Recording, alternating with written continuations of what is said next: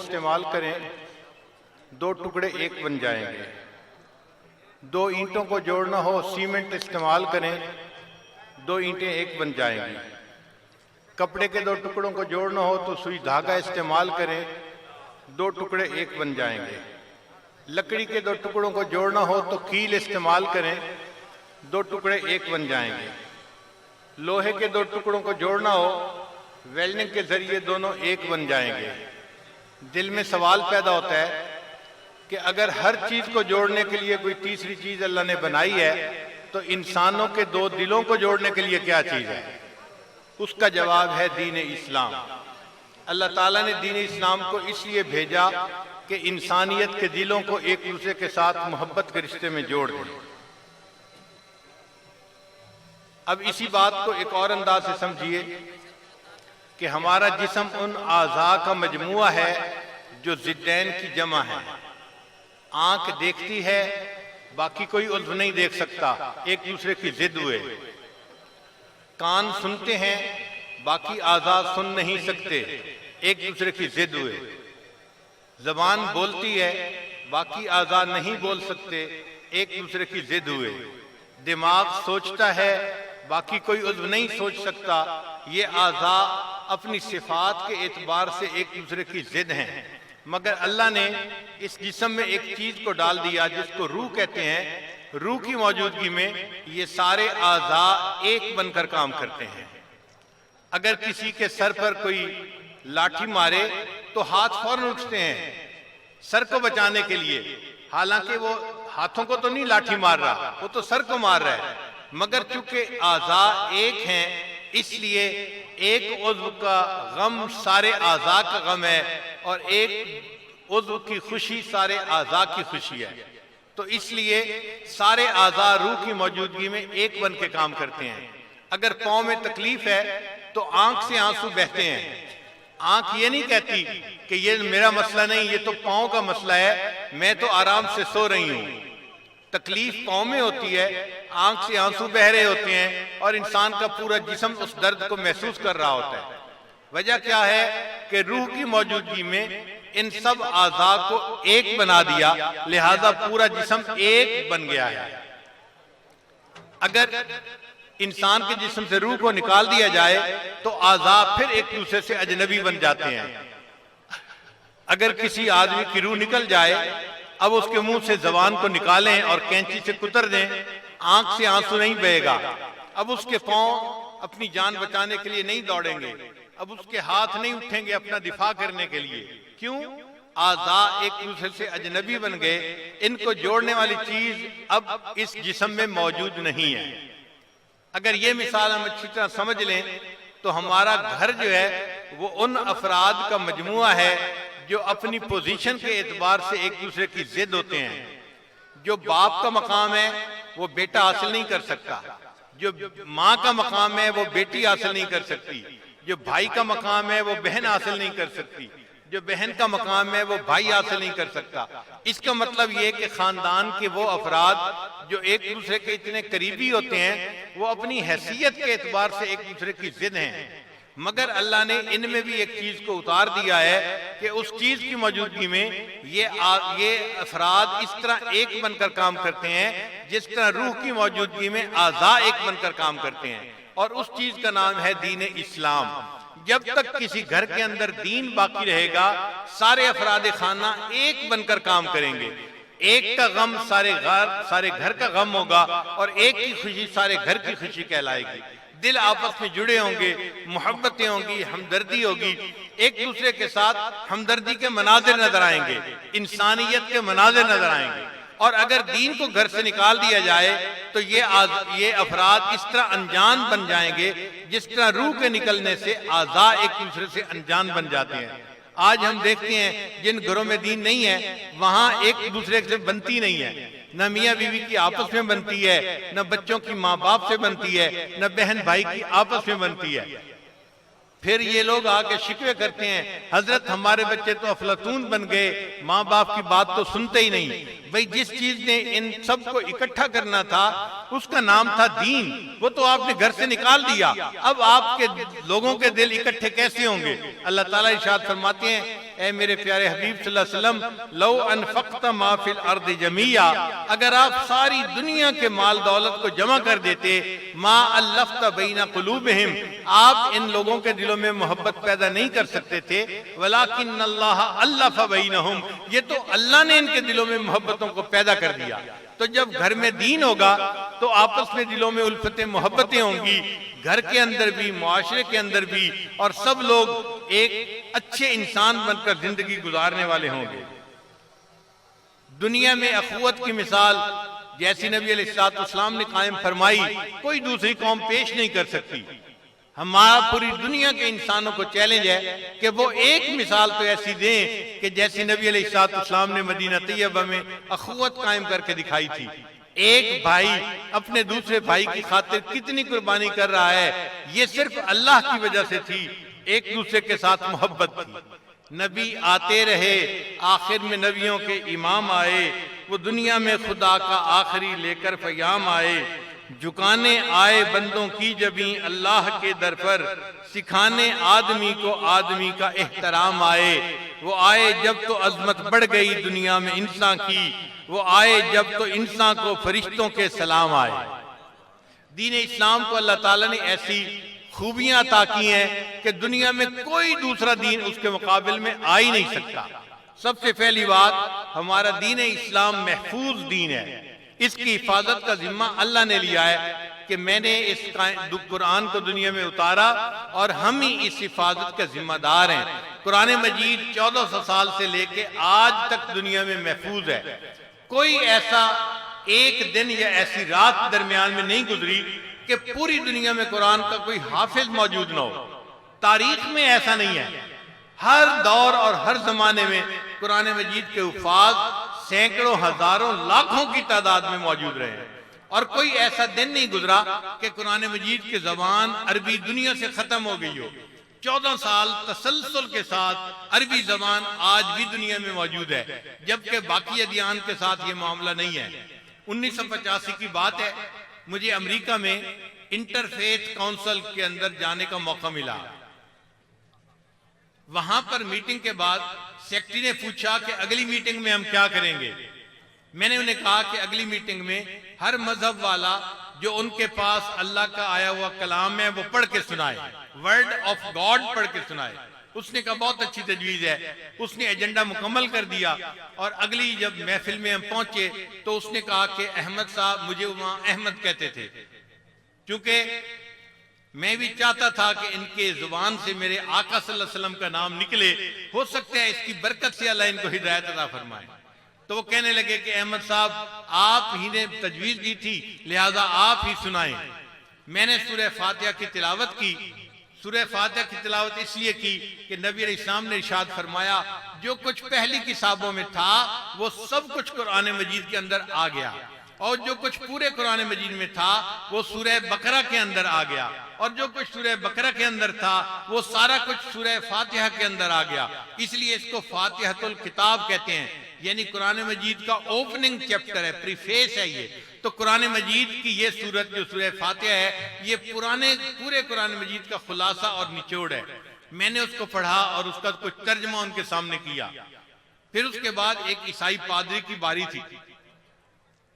जब वो पढ़ने लगा तो उसने एक अंग्रेजी की किताब निकाली, पहाड़ी का वाज जिसको कहते हैं, और उसने पढ़नी शुरू कर दी कि इस तरह ईसा अलैहिस्सलाम ने हमदर्दी का दर्स दिया। जब उसने इंग्लिश के 2-3 फिक्रे पढ़े तो मैंने सेक्रेटरी से कहा कि मुझे एक बात शेयर करनी है। उसने कहा बताएं। मैंने कहा जी, तय ये हुआ था कि जिस मजहब वालों के पास जो अल्लाह का कलाम है वो पढ़ेंगे। मेरा ये क्वेश्चन है, ईसाई ये बताए, क्या अल्लाह की कलाम इनके पास अंग्रेजी जबान में आई थी? क्या बाइबल अंग्रेजी जबान में उतरी थी? उसने कहा नहीं, वो तो इब्रानी जबान में उतरी थी। मैंने कहा अब तो इंग्लिश में पढ़ रहा है, तो ये वर्ड ऑफ गॉड तो नहीं, ये तो उसका तर्जमा कहलाएगा, अल्लाह का कलाम तो नहीं कहला सकता ये। इस पर वो पादरी चुप हो गया, उसके पास कोई जवाब नहीं था। उसके बाद एक यहूदी की बारी थी, वो मुझे गौर से देखता रहा। फिर थोड़ी देर के बाद कहने लगा, मिस्टर अहमद, मैं लाउड एंड क्लियर ये बात बताना चाहता हूँ कि दुनिया के जितने अदियान हैं उनमें सिर्फ मुसलमान हैं जिनके पास अल्लाह का कलाम असली हालत में मौजूद है। हम लोगों के पास सिवाय तर्जुमों के और ट्रांसलेशन के और कुछ मौजूद नहीं है। तो देखिए, दीन इस्लाम महफूज दीन है। आज भी कुरान मौजूद है, हुफ़ाज़े कुरान भी मौजूद है और हिफ्ज़ कराने के मदारिस भी महफूज हैं और ये महफूज रहेंगे। ये नबी अलैहिस्सलाम का मोजिज़ा है, ये कुरान मजीद, ये दीन इस्लाम की एक ख़ास सिफत है। तो हम पूरी दुनिया को ये बात कह सकते हैं कि हम जिस दीन पर अमल करते हैं या मानते हैं वो महफूज दीन है, गैर महफूज दीन को हम नहीं मानते। फिर दूसरी बात, दीन इस्लाम इल्म का कदरदान है।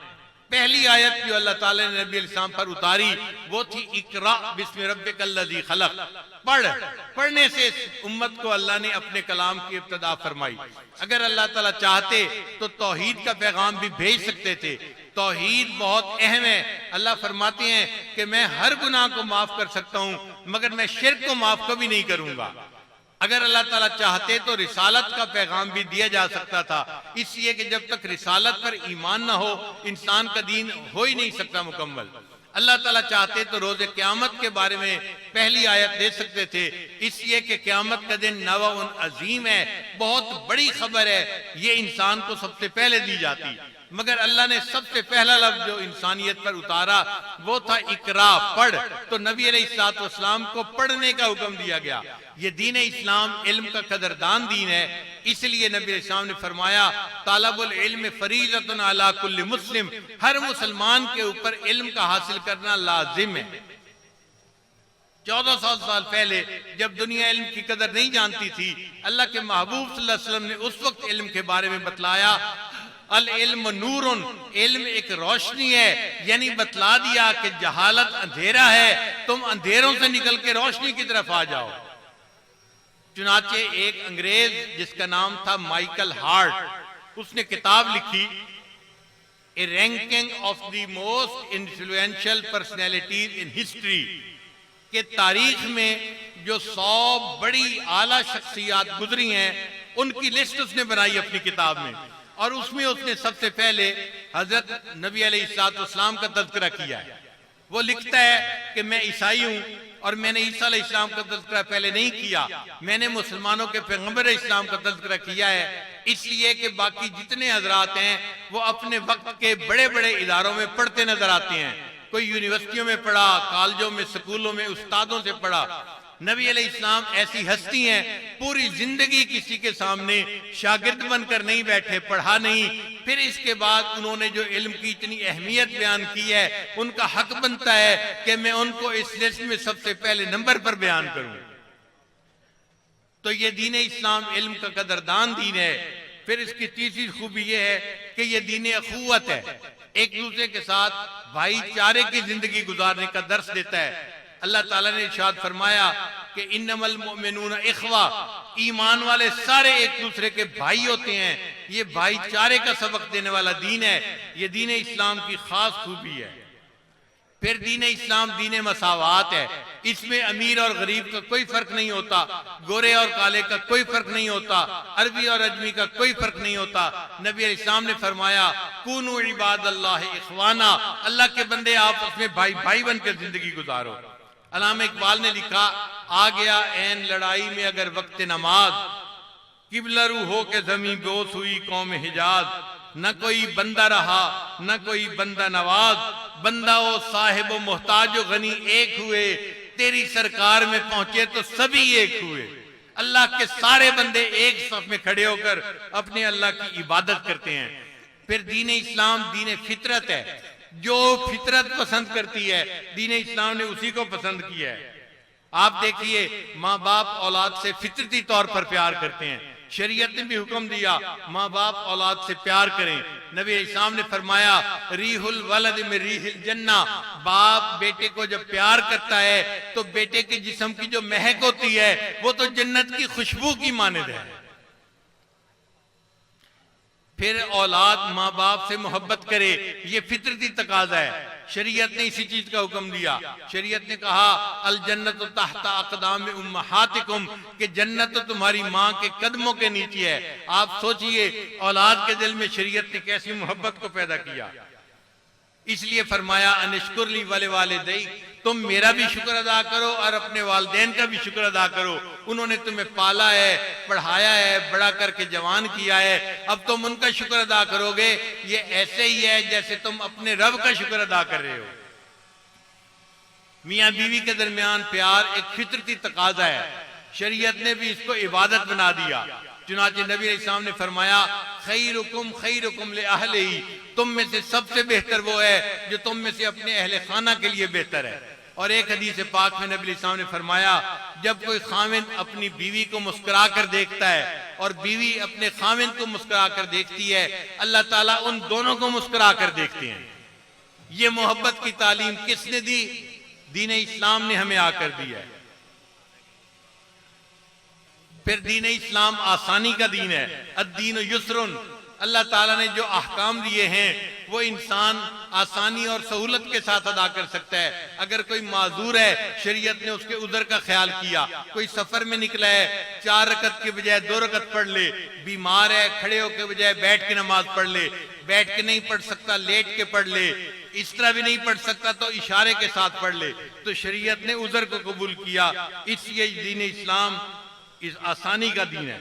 हम इस दीन के जो है मुताबिक जिंदगी गुजारने की तमन्ना रखते हैं और ये चाहते हैं कि अल्लाह ताला हमारे मुल्क को दीन का गहवारा बना दे, दीन का किला बना दे और हमें इसमें शरीयत के मुताबिक जिंदगी गुजारनी आसान हो जाए।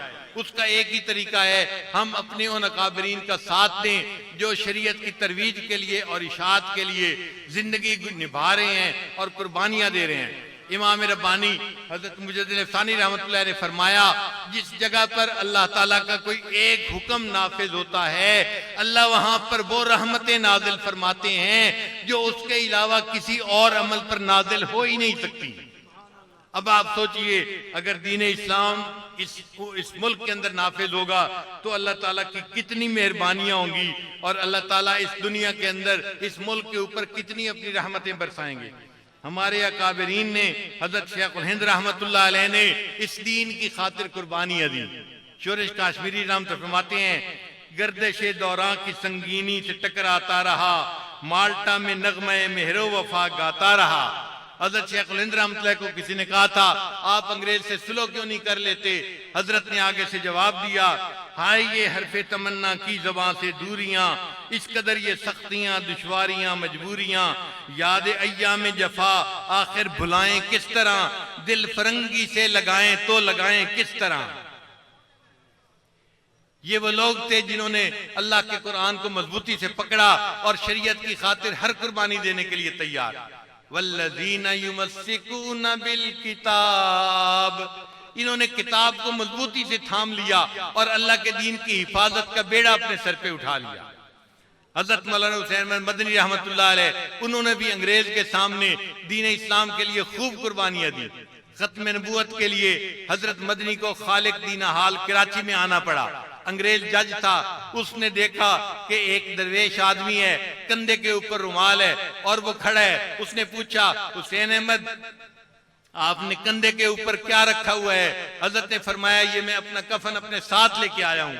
उसने पूछा, कफन की क्या जरूरत है? अगर आपको मौत आई तो कफन तो गवर्नमेंट भी दे सकती है। फरमाया कि मैं नहीं चाहता कि मैं जाते हुए अंग्रेज के कफन में दुनिया से जाऊं, मैं अपना कफन अपने साथ लेके आया हूं। दुनिया को बता दिया, फिना फिल्लाह की तह में बका का राज मुज़मिर है, जिसे मरना नहीं आता उसे जीना नहीं आता। हजरत मौलाना मोहम्मद अली जौहर रहमतुल्लाह अलैह, उन्होंने दीन की खातिर खूब कुर्बानियां दी।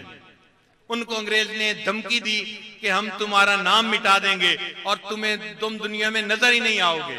उन्होंने इस पर अशार लिखे, तुम यूं ही समझना कि फिना मेरे लिए है, पर गैब में सामान बका मेरे लिए है। पैगाम मिला था जो हुसैन इब्ने अली को, खुश हूं कि वो पैगाम कज़ा मेरे लिए है। यूं अब्र स्या पर तो फिदा हैं सभी महकश, मगर आज की घंगूर घटा मेरे लिए है। अल्लाह के रस्ते की जो मौत आए मसीहा, अक्सीर यही एक दवा मेरे लिए है। तौहीद तो ये है कि खुदा हश्र में कह दे, ये बंदा दो आलम से खफा मेरे लिए है। फिर उनको एक और मुश्किल पेश आई। वो यूके चले गए कि मैं वहां के अखबारों में मुसलमान उम्मत की नुमाइंदगी करूंगा और अंग्रेज अवाम को बताऊंगा कि हमारे मुल्क में अंग्रेज किस तरह जुल्म ढा रहा है।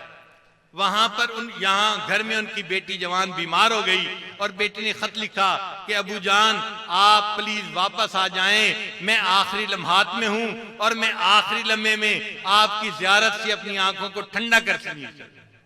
ये एक बाप के लिए कितना मुश्किल वक्त होता है कि जवान बेटी आखिरी लम्हों में है और अपने बाप को आने की दावत दे रही है, मगर हजरत ने उस वक्त भी दीन को मुकद्दम किया।